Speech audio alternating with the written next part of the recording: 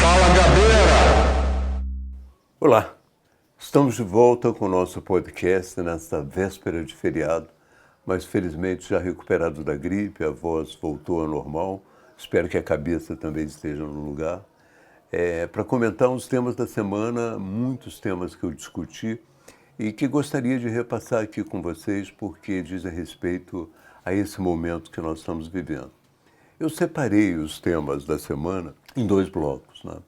Existe um trabalho que eu estou tentando fazer há algum tempo, que é o de descrever um pouco a perspectiva do governo, tentar, até um certo ponto, adivinhar aonde vai o governo, para onde vai o governo, que tipo de política ele nos reserva.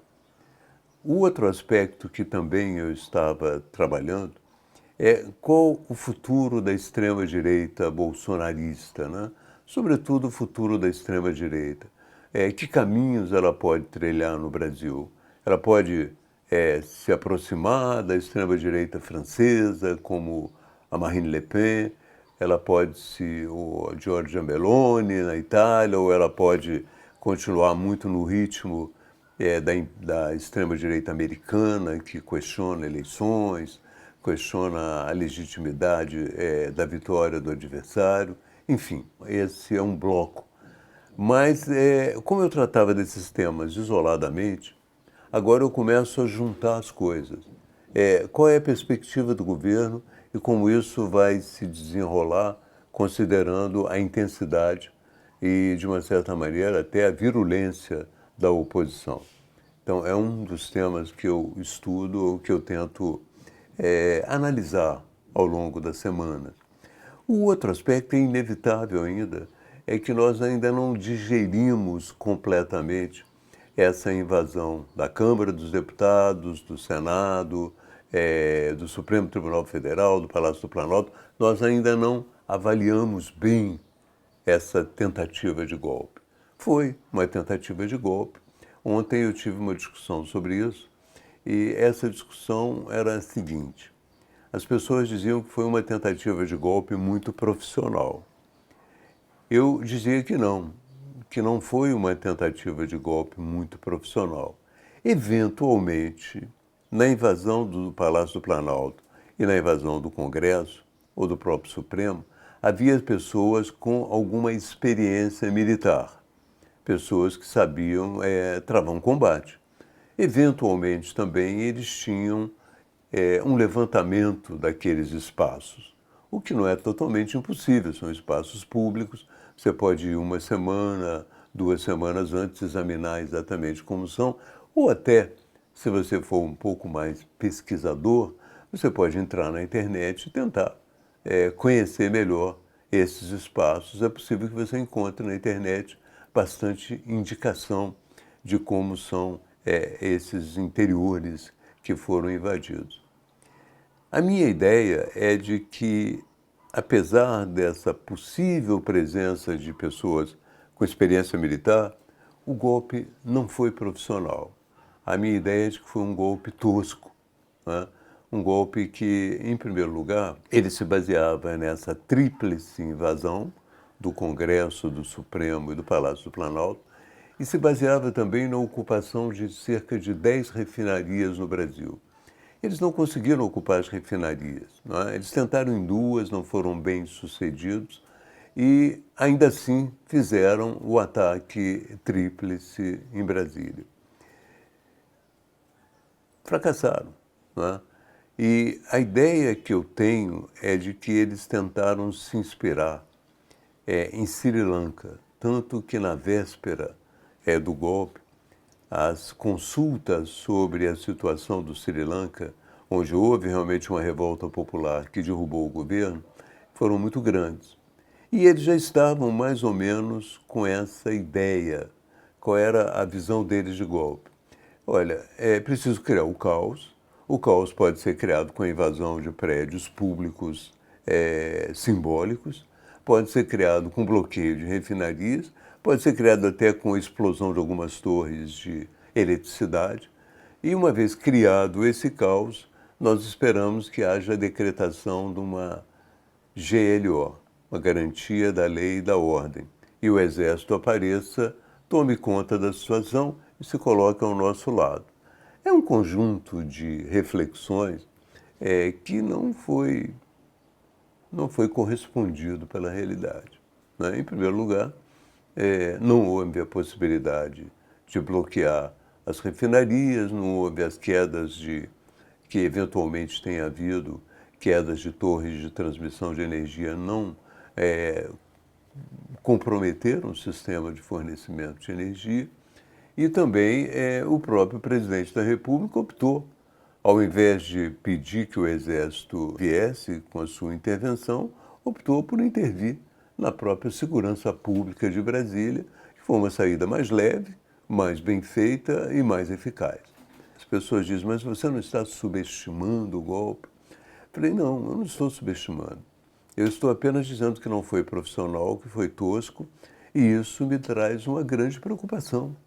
Se eles são toscos e são inexperientes, nada indica que eles possam se aperfeiçoar. Nada indica que eles possam se transformar em golpistas mais experientes no futuro. A história está cheia de golpes fracassados, nos quais as pessoas aprenderam, e nos próximos golpes fizeram um pouco melhor. Portanto, não é absolutamente subestimação, é uma tentativa de avaliar a realidade tal como ela é. Outro aspecto que eu tenho discutido a respeito ainda desse golpe é da necessidade de se compreender que, pela primeira vez, né, depois do processo de redemocratização, um governo democrático tem na prisão um número muito grande de adversários. Nunca houve isso, presos políticos nessa quantidade durante o período democrático.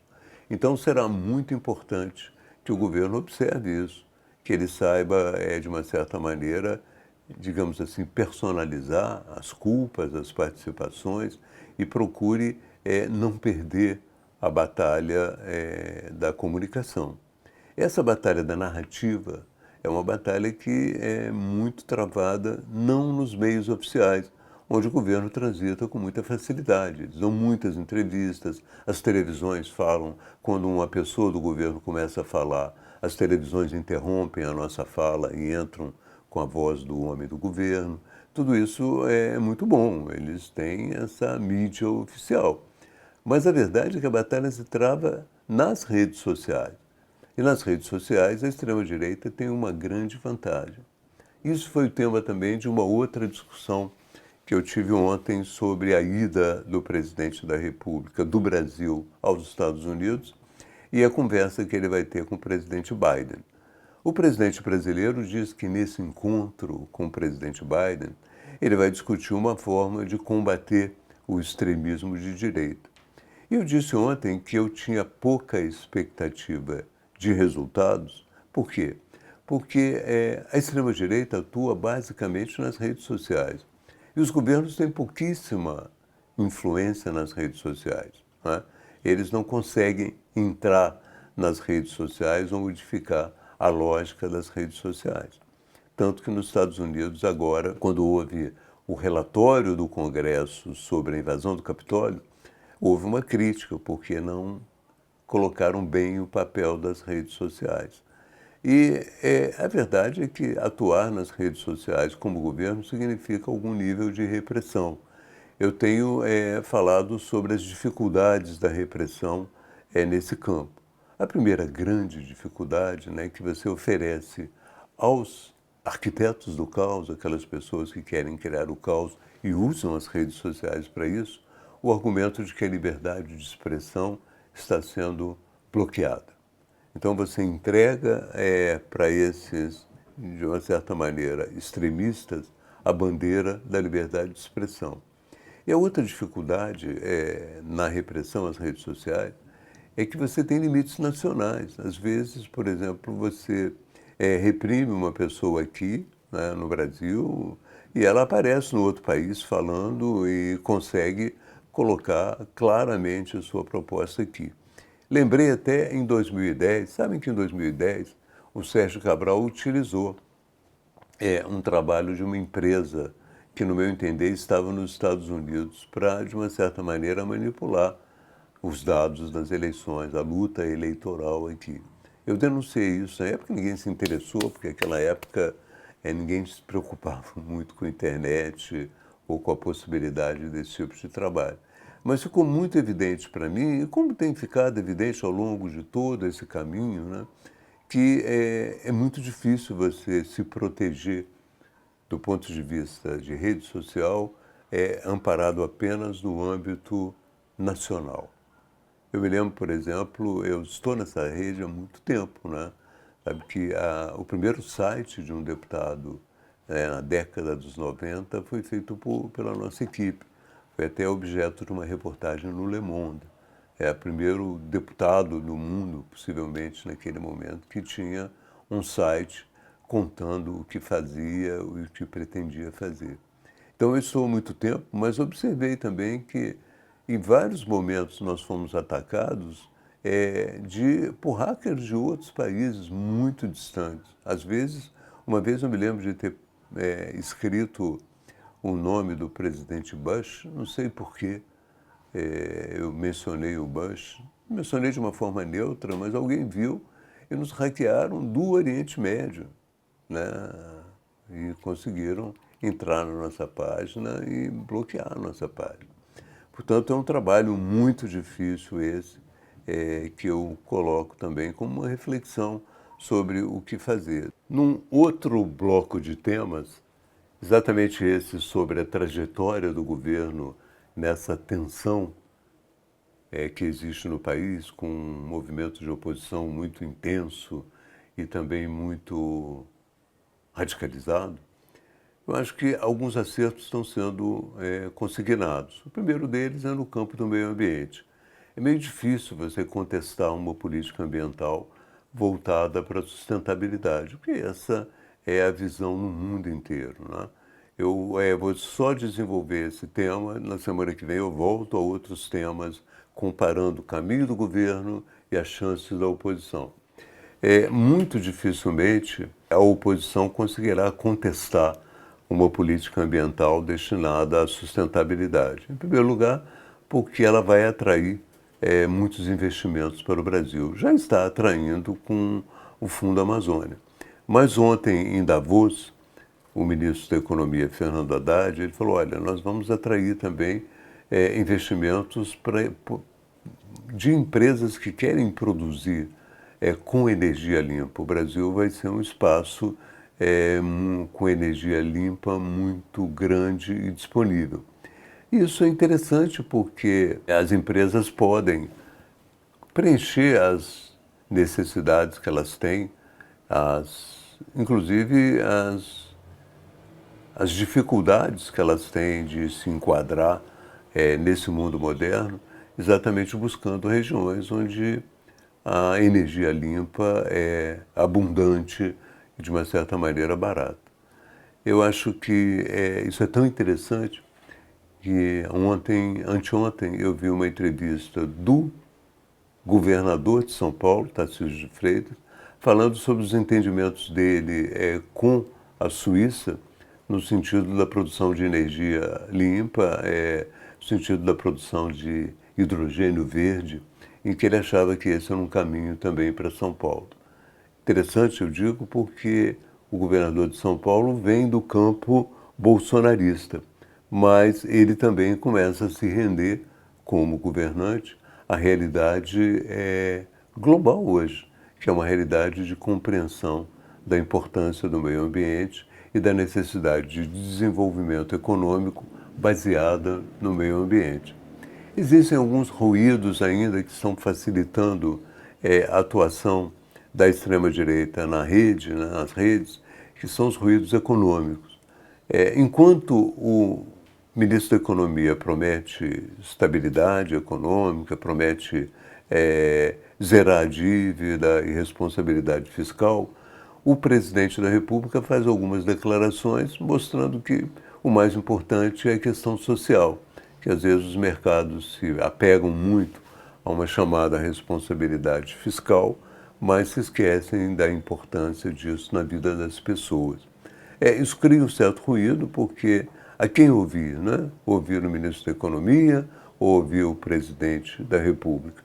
Quando o mercado ouve o presidente da República, ele se alarma. Quando ele ouve o ministro da Economia, ele se acalma. Mas, de qualquer maneira, é preciso prestar atenção por parte do governo. Já nas redes sociais existe uma exploração intensa do fato de algumas empresas terem perdido muito dinheiro na Bolsa, né? 580 bilhões, o que é realmente muito dinheiro. Isso pode se espraiar por pequenos investidores. E também há nas redes informações sobre o fechamento de algumas fábricas, algumas empresas que, não sei se é por causa desse governo, ou se já vinham numa crise, numa decadência, elas estão fechando.